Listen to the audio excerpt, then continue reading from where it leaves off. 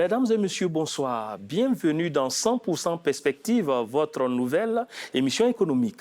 100% Perspective, c'est un magazine mensuel d'immersion au cœur des entreprises publiques et privées pour découvrir des hommes et des femmes d'exception qui participent grandement à l'essor de l'économie ivoirienne. Un lundi par mois, je vais donc vous plonger au cœur des entreprises ivoiriennes pour découvrir les enjeux et les perspectives de chacune d'elles. Pour cette première émission, nous vous proposons une immersion dans le monde du pari, du jeu. Un jeu qui profite à tous, comme vous le verrez. Et en Côte d'Ivoire, le maître du jeu, c'est la Loterie nationale de Côte d'Ivoire, la LONASI. Alors, que fait la LONASI? Comment participe-t-elle à l'économie ivoirienne? Quelle part prend-elle dans le social? Ce soir, nous prenons le pari de vous éclairer. À mes côtés, tout au long de cette émission, celui qui tient les commandes opérationnelles de la Bourse des paris, le directeur général de la LONASI, M. Dramane Coulibaly. Bonsoir, monsieur. Bonsoir. Tout de suite, je vous propose un voyage dans le temps, c'est-à-dire aller en 1970. Précisément le 20 mars, date de création de la LONASI, pour comprendre les motivations et les enjeux qui ont prévalu à la mise en place de cette société d'État qui a su entrer dans le jeu du développement de sa naissance à ce jour.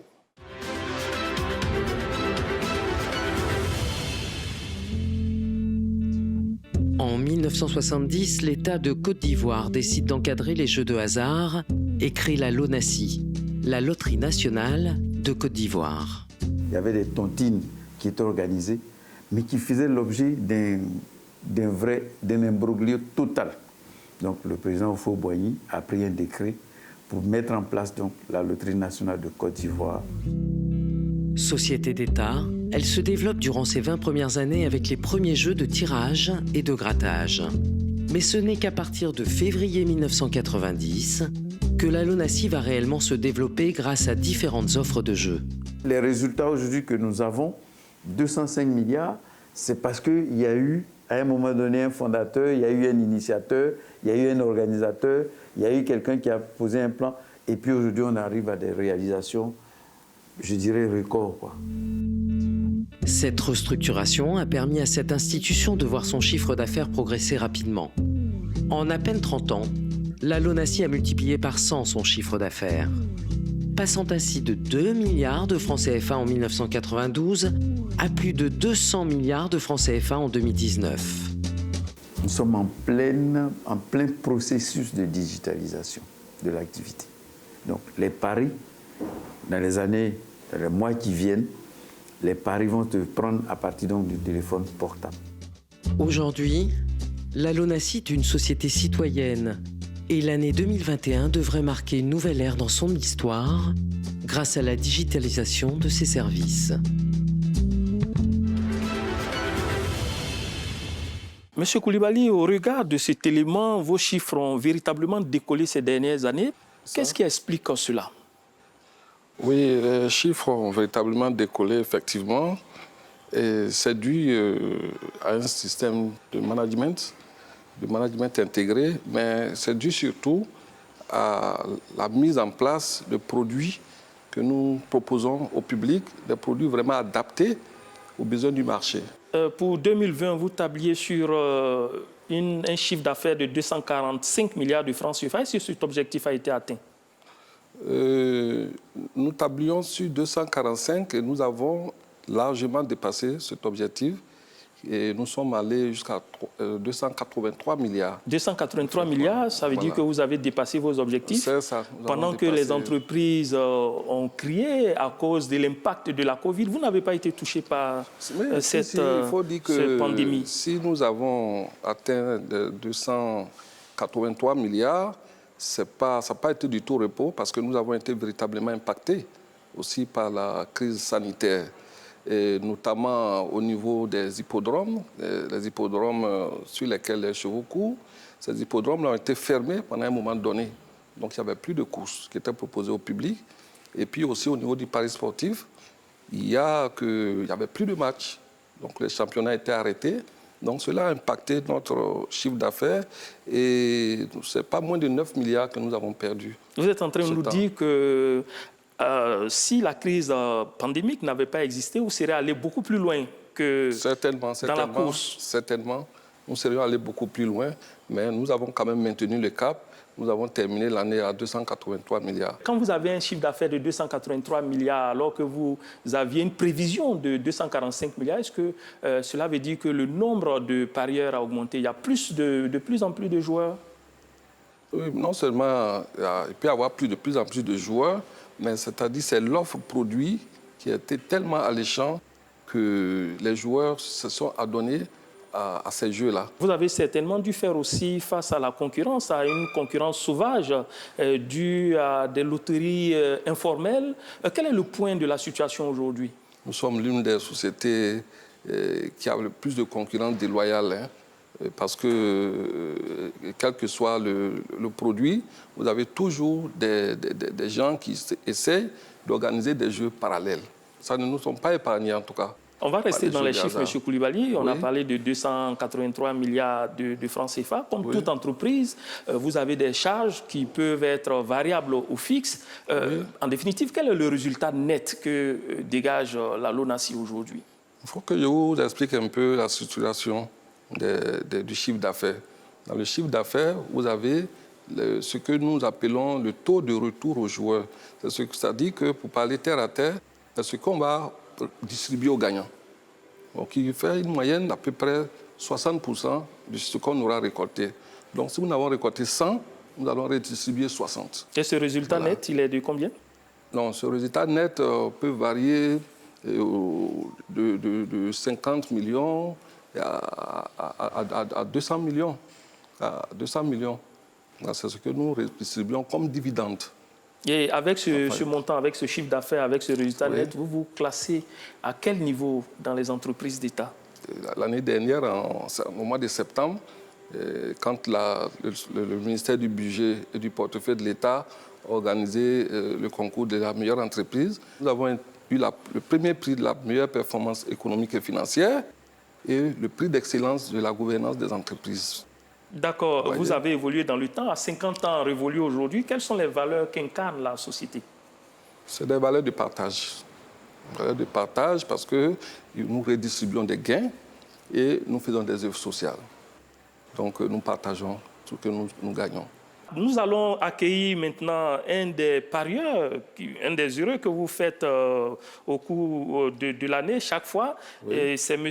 Jacques Aïssi Mpevi. Mais dites-moi, avant que M. Aïssi arrive, est-ce que vous jouez au produit de la Loterie nationale? Oui, il m'arrive de jouer souvent, mais malheureusement, je n'ai jamais gagné. Vous n'avez jamais gagné? Non, non, à part des lots de remboursement, comme on le dit. Mais je n'ai jamais vraiment été heureux gagnant de dizaines de millions. Voilà, par contre, M. Aïssi, c'est un joueur heureux, c'est un gagnant. Peut-être qu'il y a un secret. Quel est le secret pour gagner, peut-être, en dehors de la chance? Le secret, c'est facile. C'est-à-dire, vous avez le programme, vous avez la presse, vous faites la lecture d'abord, vous finissez la lecture, vous pouvez regarder maintenant la mesure du cheval. Donc, et en fonction de ça, vous avez votre sélection à faire. Alors, ce que vous êtes en train d'écrire, c'est quel jeu? C'est le PMU d'abord. C'est le PMU. Voilà, et vous gagnez souvent au PMU? Bon, je suis déjà venu ici près de 8 à 10 fois, je crois. Pour encaisser combien? 2, 3 millions, 5 millions, ainsi de suite. Ah, vous êtes un heureux gagnant? Oui, un heureux gagnant. Qu'est-ce qui a changé dans votre vie avec ces gains-là? Grâce au PMU, j'ai beaucoup fait des petites réalisations, des petits projets qui sont aujourd'hui rentables. La Loterie nationale vous remporte combien par mois? Bon, si j'ai fait un bilan, ça peut me rapporter, bon, disons, entre 1 ou 2 millions. Et vous jouez combien de fois dans le mois? Je joue tous les jours. Est-ce que vous avez conscience que, en ne faisant que jouer, vous exposez à ce qu'on appelle l'addiction, à l'excès? Non, non, moi, ce n'est pas une addiction, c'est une passion. C'est une passion qui me rapporte. Vous arrivez à la maîtriser comment, cette passion, pour ne pas qu'elle soit excessive et néfaste? Voilà. Il faut d'abord voter un budget pour ça. Moi, comme ça, chaque mois, je vote un budget de 300 000 francs. Monsieur le directeur, alors comment faire pour que des joueurs comme M. Aïssi ne tombent pas dans l'excès? Bon, d'abord, M. Aïssi, c'est un joueur discipliné. Je me rends compte, parce que quand il parle de budget, il vote un budget qu'il met dans les jeux et il ne va pas au-delà de ce budget. Ça veut dire que si il a ces 300 000 francs qu'il a consommés dans les 15 premiers jours du mois, je suppose qu'il ne va pas encore prendre de l'argent pour jouer. Donc, il n'est pas un addict du jeu. Voilà. Est-ce qu'en Côte d'Ivoire, on a pu enregistrer des victimes du Oui, on en enregistre. Le service social est là pour essayer d'encadrer ces gens-là qui s'adonnent aux jeux excessifs. Voilà, dans certains points de vente, il nous arrive d'aller vraiment aider certains adultes à regagner leur foyer parce que depuis le matin, ils sont assis, ils ne font que jouer. Alors, merci, M. Jacques Aïssi Mpevi, d'avoir eu le courage de venir sur ce plateau, porter votre témoignage de joueur gagneur. Et après M. Jacques Aïssi, nous recevrons le président des concessionnaires, M. Honoré Tra. Mais bien avant, nous allons passer à une autre articulation de cette émission qui concerne les emplois. La LONASI a changé des vies. Yvonne Kouadio, vous allez le voir, est aujourd'hui une dame épanouie par son activité. Elle conjugue son avenir désormais au rythme des paris de ses clients. Une véritable success story. Comment est-elle arrivée à ce niveau? Découvrons cette success story qui montre une autre facette de la LONASI.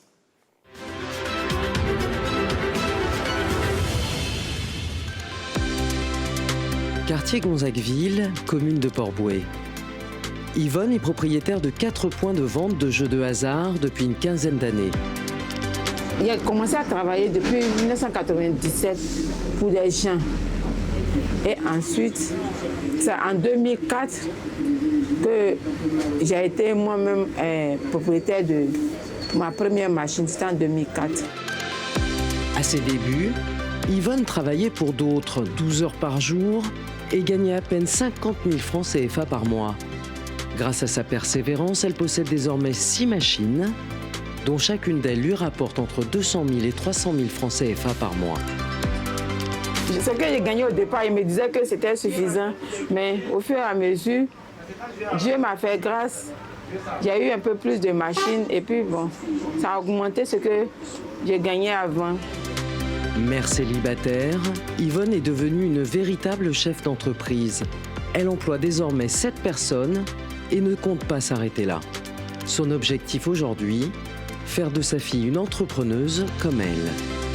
Je travaille avec ma fille même. C'est le travail qui a changé ma vie. J'arrive à subvenir à mes besoins, je fais ce que je veux. J'arrive à prendre soin de ma famille, de mes enfants. Je ne me plains pas. Je ne me plains pas. Alors, M. Tra Honoré, vous êtes concessionnaire, vous êtes nombreux, vous dirigez votre association. Alors, quel est le contrat qui vous lie exactement à la LONASI?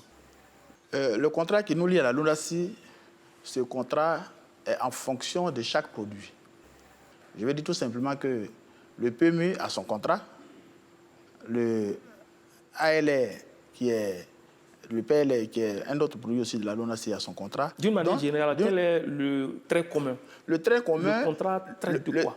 Le contrat traite de nos rémunérations, c'est-à-dire le pourcentage qui est fixé en fonction des produits, et en même temps, nos devoirs et nos obligations vis-à-vis de la LONASI. D'accord. Quel est le produit qui est le plus rentable?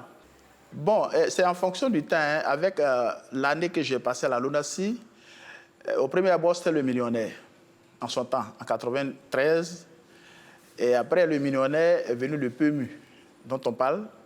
Et le PMU, jusqu'à en 2004-2005, bon, a pris un peu de l'aile. Mais aujourd'hui, à l'heure T, c'est le loto. Le loto. Le loto. C'est ce produit qui vous rapporte beaucoup plus d'argent. Ce produit nous rapporte beaucoup d'argent. Dans quelle proportion? Vous, personnellement? Moi, personnellement, je ne me plains pas. Vous ne vous plaignez pas, ça veut dire quoi? Oui, que si je dis on ne se plaint pas... Oui, les gains sont connus, oui, il faut qu'on sache...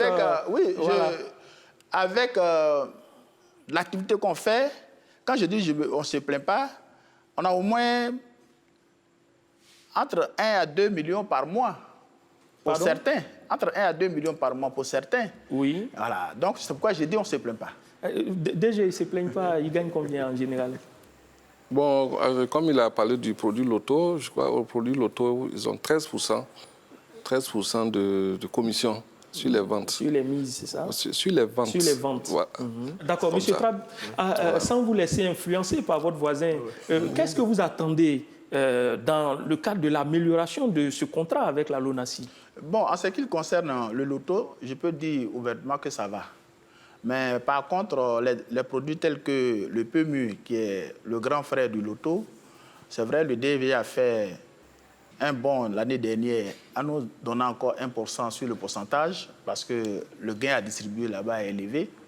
Mais on demande à ce que les jeux comme le sport cash ou bien le dog racing, où c'est nous qui investissons presque les éléments de prix de pari tels que l'Internet, les abonnements, les salles de jeu qu'on a maintenant, tout ça. On souhaiterait que la direction générale puisse faire quelque chose par rapport à ces jeux-là. Je le dis parce que ce n'est pas tous les concessionnaires qui font tous les jeux à la fois. Vous pouvez faire le loto et puis vous ne faites pas le sport cash ni dog racing.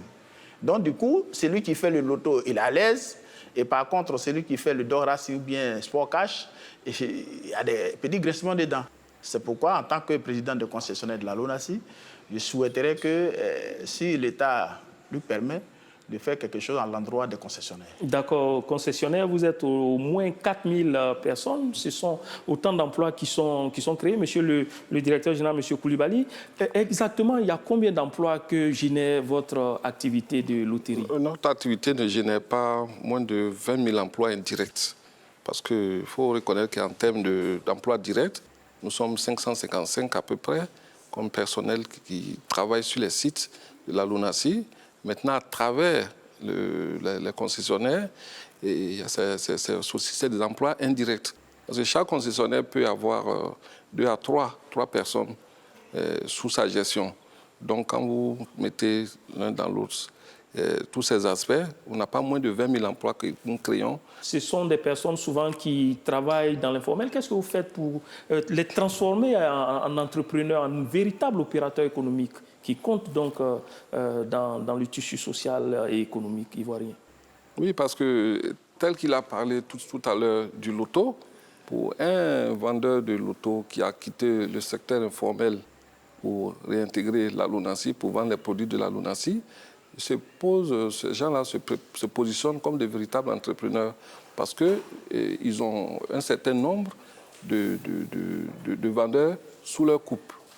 Ils ont un certain nombre de vendeurs donc qu'ils gèrent et cela fait que c'est des familles qui vivent grâce à tous ces vendeurs-là. Donc le concessionnaire aujourd'hui n'est plus le simple propriétaire de point de vente, mais il est un véritable entrepreneur parce qu'il est obligé de mettre des outils de contrôle en place pour gérer tous ces points de vente. Du matin au soir, et quand ces points sont fermés, il va faire les versements, soit directement à la caisse, ou bien il va sur les plateformes numériques pour faire des versements à travers les mobile money. Vous voyez? Donc aujourd'hui, le concessionnaire n'est plus là pour encaisser son argent et compter le soir et puis mettre dans une caisse, mais il est obligé de réunir un certain nombre d'éléments pour fructifier son affaire. Donc, il se positionne déjà comme un véritable entrepreneur. Entreprise citoyenne, entreprise à vocation également sociale. La Loterie nationale de Côte d'Ivoire est aussi proche de la population. Les œuvres sociales sont nombreuses. Écoles, soutien sanitaire, appui à l'adduction en eau potable, équipement d'école, etc. Les actions sont nombreuses. La LONASE, côté social. Suivons.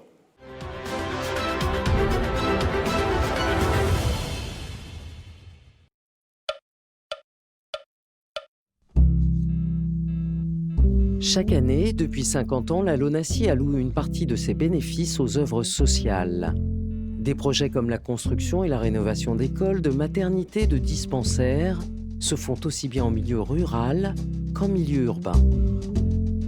Dès la création de l'entreprise, il fallait organiser les jeux et l'autre pan, la réalisation d'œuvres sociales. Depuis 1970, plusieurs milliards de francs CFA ont été mis à disposition des œuvres sociales. Avant 2019, on était à 600 millions, entre 400 et 600 millions, qui ont été alloués aux œuvres sociales. En 2019, nous sommes passés à 1,4 milliard. Et en 2020, nous sommes passés à 2 milliards de francs CFA. Depuis mars 2019, la LONASI possède sa propre fondation. Objectif pour cette entreprise, être reconnue d'utilité publique et faciliter les dons dans le domaine de la santé et l'éducation. Quand vous apportez une œuvre ou, je veux dire, un bien-être à ces populations de ces villages, quand vous voyez le sourire, vous êtes prêt à braver les rivières, les bacs qui vous laissent en panne, vous êtes prêt à soulever des montagnes pour pouvoir voir ces populations-là heureuses. Monsieur Coulibaly, on a entendu Mme Diabaté dans cet élément dire que vous êtes passé à 2 milliards en 2020 pour un chiffre d'affaires que vous avez rappelé de 283 milliards de francs CFA. Est-ce que ce n'est pas peu?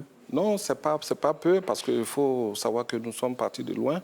Parce qu'elle a parlé de 600 millions à peu près, entre 400 et 600 millions avant 2015. Tout à fait. Voilà, donc il faut reconnaître que ces dernières années, le conseil d'administration nous a fixé des objectifs plus ambitieux de réalisation d'œuvres sociales. Donc nous sommes pour 2021 à près de 3 milliards à investir dans les œuvres sociales. Est-ce qu'il y a une norme d'intervention? Nous nous imposons une norme quand même parce que nous essayons de... C'est une loterie nationale. Donc nous essayons quand même de partager au maximum sur tout le territoire national. C'est-à-dire en faisant des œuvres sociales au nord, au sud, à l'est, à l'ouest. Mais en fonction des demandes et des critères d'attribution.